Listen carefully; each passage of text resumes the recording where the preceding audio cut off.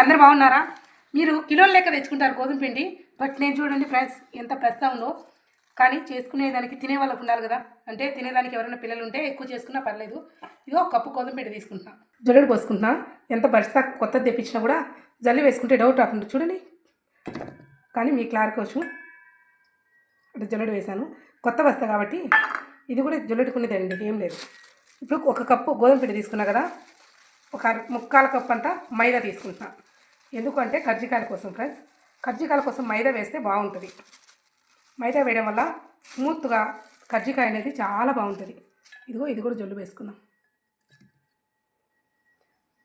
ఇలా జల్లు పెట్టుకుంటే డౌట్ ఏం లేకుండా ఉంటాయి కదా, నలకలు గిలకలు ఏం లేకుండా ఫ్రెష్ క్వాలిటీ వాడుకుంటాం కాబట్టి అలా వచ్చే ప్రాబ్లం ఏం లేదు.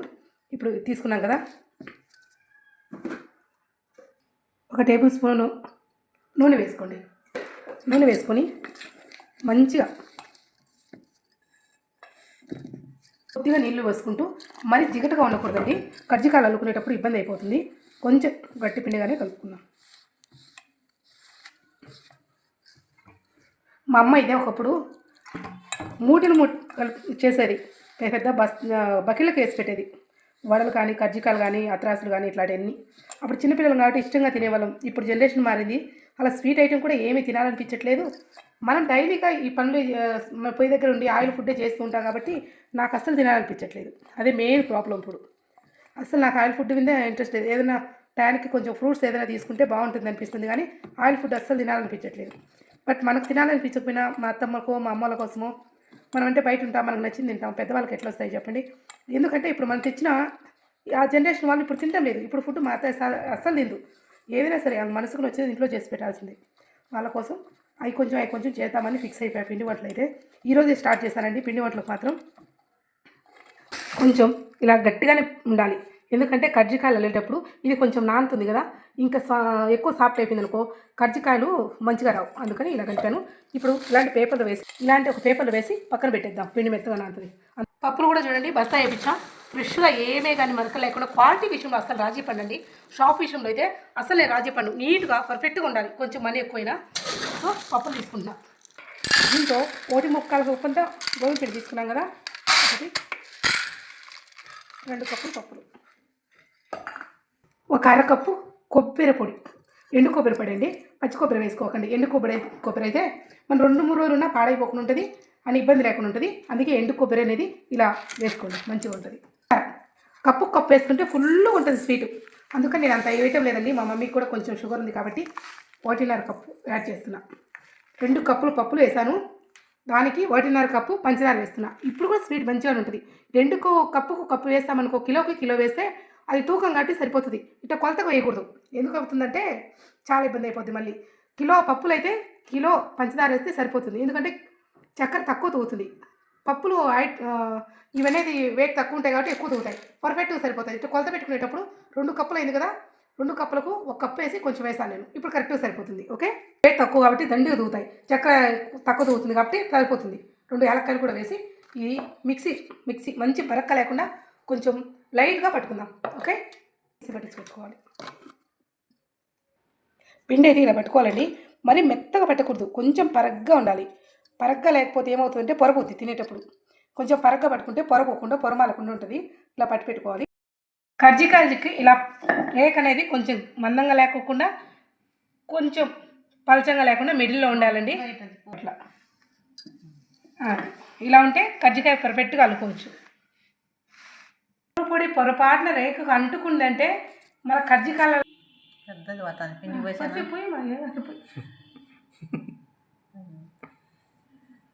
కజ్జికాయలు అల్లడం ఒక హార్ట్ ఫ్రెండ్స్. చాలా ట్రై చేశాను నేను, కానీ అల్లడం అయితే నా వల్ల కావటం లేదు. చూడండి ఎంత పర్ఫెక్ట్గా అల్లుతారో. మనం ఇంట్లో కొంచెం అల్లుకుంటూ ట్రై చేస్తూ ఉండాలి, అప్పుడు తప్పకుండా వస్తుంది. కజ్జికాయలు ఇంట్లో అల్లుకోవడం అంటే చాలా బాగుంటాయండి. కజ్జికాయలు పెట్టి అంత కరెక్ట్గా రాదు. ఇంకా పిండి వేయకాల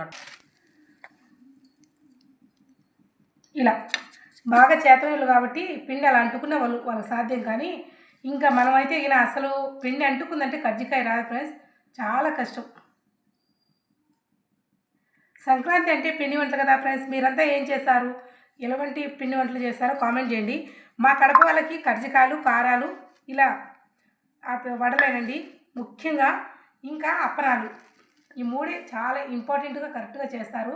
పిండి లూజు అంది అనక మంచిగా అలా ఒత్తుకొని చూడండి, అలా కజ్జికాయలు 2-3 రోజులు ఒక 1/4 కేజీ పిండి వేస్ట్ అయినా 1-2 సార్లు ట్రై చేస్తే ఓపికతో పర్ఫెక్ట్ షేప్లో కజ్జికాయలు అల్లడం అయితే వస్తుందండి.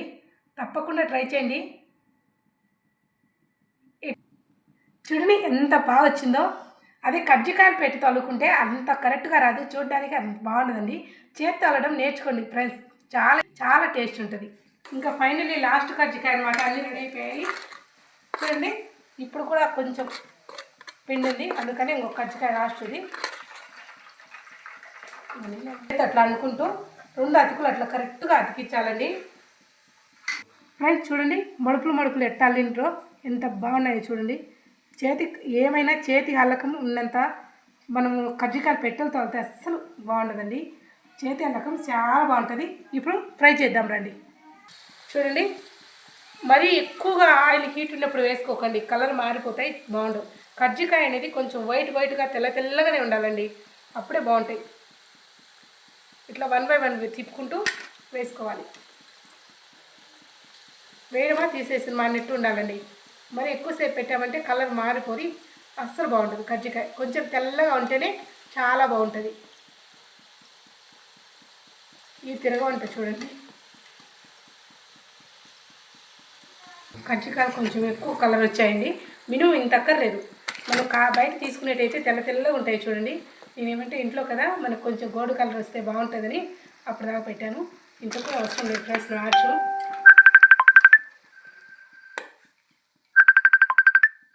1 by 1 ఇలా వేసుకోవాలండి. మరి హీట్ ఉండకూడదు. కజ్జికాయలు అదొక్కటి గమనించుకొని పర్ఫెక్ట్గా వచ్చాయి. ఇంకా ఊడిపోతాయేమో, పిండి జారిపోతుందేమో అని అస్సలు లేదు, శుభ్రంగా నీట్గా వచ్చేసాయి అంతే. ఉండాలండి కొంచెం తెల్లగా ఇలా ఉంటే పర్ఫెక్ట్గా ఉంటాయి. ఇలా కొంచెం ఆల్మోస్ట్ ఉంటే అవి కొంచెం కలర్ వచ్చేసాయి అన్నమాట. ఇంతేనండి, సింపుల్ అండ్ టేస్టీ అయిన కజ్జికాయలు అయితే రెడీ అయిపోయాయి. ఫస్ట్ టైం చూస్తే సబ్స్క్రైబ్ చేసుకొని లైక్ చేయండి ఫ్రెండ్స్.